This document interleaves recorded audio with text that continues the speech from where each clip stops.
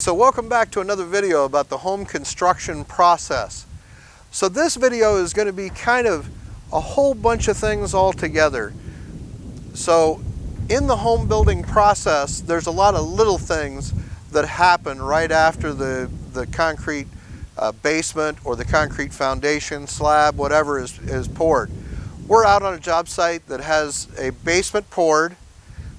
The first thing we need to talk about is support walls or how things line up in a house. So anytime that something is going to be supporting something above it, it's going to carry down to the foundation. So obviously the outside walls, those sit on the concrete foundation. But what happens when you need support in the middle of the house? So that's where steel comes in.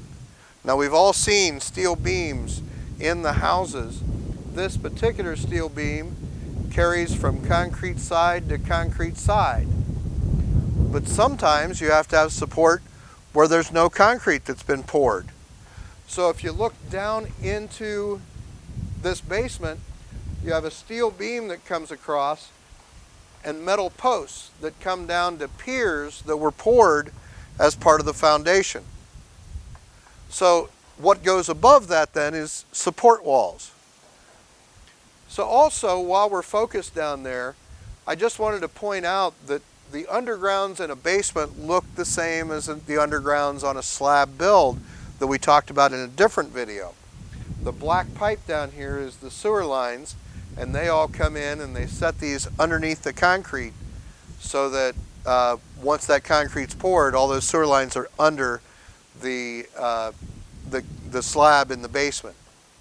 So another item that goes in at this stage of the game is you have window well drains. Now that doesn't sound like a big deal. It's just a piece of pipe that goes down to where the rocks are down below.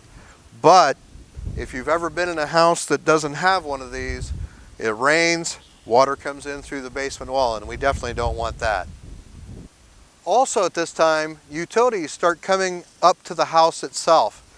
So here is where the gas service comes into the house.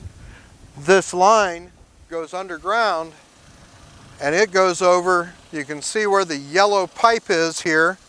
That yellow pipe will eventually connect to the permanent gas service.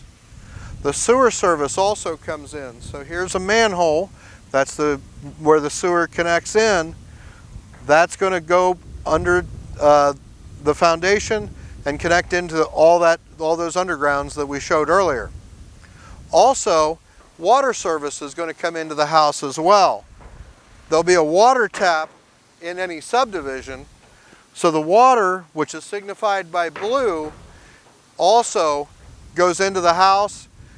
We'll show a quick snapshot of what it looks like when it comes in the house.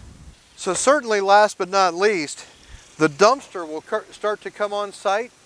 Now that dumpster is going to have all kinds of excess materials tossed into it.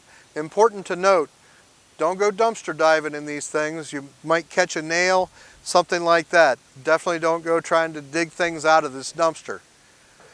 So just as an added bonus, since this site is so well maintained, and by the way, shout out to MI Homes, this site is absolutely pristine in the way that it should be set up. Materials will start to be delivered to the home site. So like this steel doesn't go in the basement. This steel will actually go in the garage to support the upper floors. Now, if we pan back this way, you'll start seeing mountains of lumber and trusses and materials being delivered to the job site. All those materials go into the framing process, which of course we'll cover in a different video. So I hope you're really enjoying these videos. This video had a lot of stuff in it, I know. Please like, share, subscribe, and we'll see you in the next video.